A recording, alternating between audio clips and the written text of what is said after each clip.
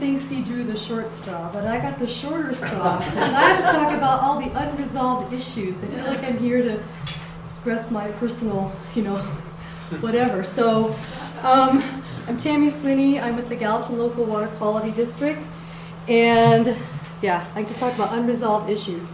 The good thing is that of all the alternatives that the group came up with in all our 3 focus areas, there were only two unresolved alternatives that we were unable to reach consensus on as a group.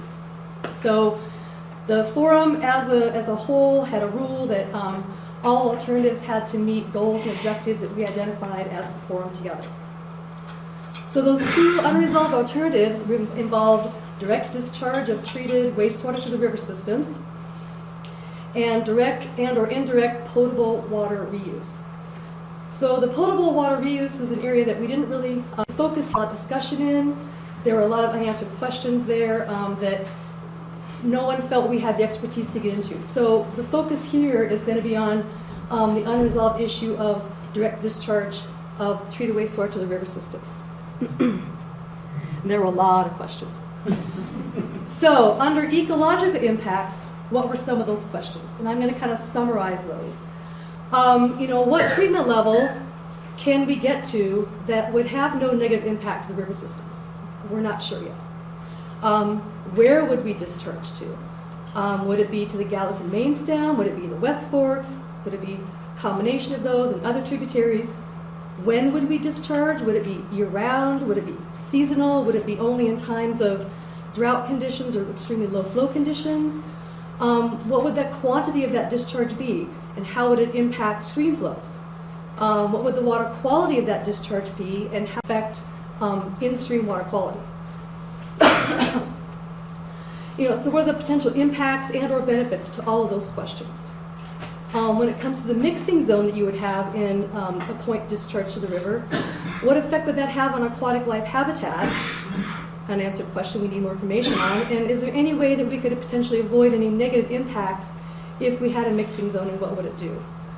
Are there any benefits? Maybe there are benefits to discharge to the river. We're not sure. Is there a potential to enhance stream flow during drought conditions, low flow extremes?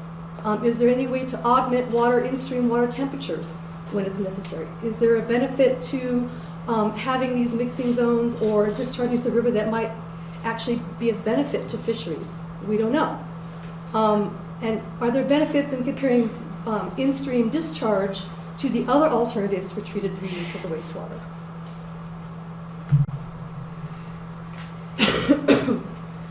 Now we've looked at economic impacts. What are the questions for that alternative in those areas?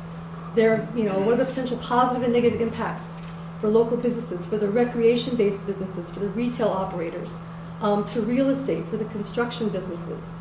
What about downstream ag users and water right holders? How would direct discharge to the river systems impact those folks, positively or negatively? Looking at what's the cost, benefit, and risk analysis compared to the other alternatives, comparing in-stream, direct discharge to the river to all the other alternatives that are out there. Is there a benefit? What are the costs? What risks are there? And then, if we could treat to the limits of technology that would allow us to have no ecological impact to the river system, who would bear the cost for that? And could it be equitable amongst all the users? There are many operator management impacts and risks for this option versus other reuse alternatives, so those have to be taken into consideration as well. What are the social impacts to direct discharge? Would the community support if we could demonstrate that there'd be no ecological impacts to the river systems? Would the community support a change to going to direct discharge? If it turns out that after all the cost-benefit analysis would be done and direct discharge turned out to be the least expensive reuse alternative, does that make it more acceptable to the community? Does expanding centralized treatment to reduce nutrient loading to the river systems from septics and the small public systems that Ron was talking about there in the canyon and other areas outside the water and sewer district, would that justify direct discharge to the river systems? And overall, would the community be willing to pay for construction of a facility that is state-of-the-art, that could handle, above and beyond treatments of technology and had no impact negatively to the river systems. These are all social questions that we don't really have the direct answers to yet. Okay, I guess that was my last slide. So, hold on. Especially for the social impacts, a lot of this stuff is going to be addressed, I think, hopefully, through this engineering study that, is it AE2S, that the Water and Sewer District has contracted with. A lot of these questions, we hope, will be answered, or at least we'll have more information to make better decisions as a result of that engineering study. And then also the fact that we need to do monitoring on our river systems and our groundwater. That'll also help us get some answers to these questions over the long term. So, okay, now I'm done.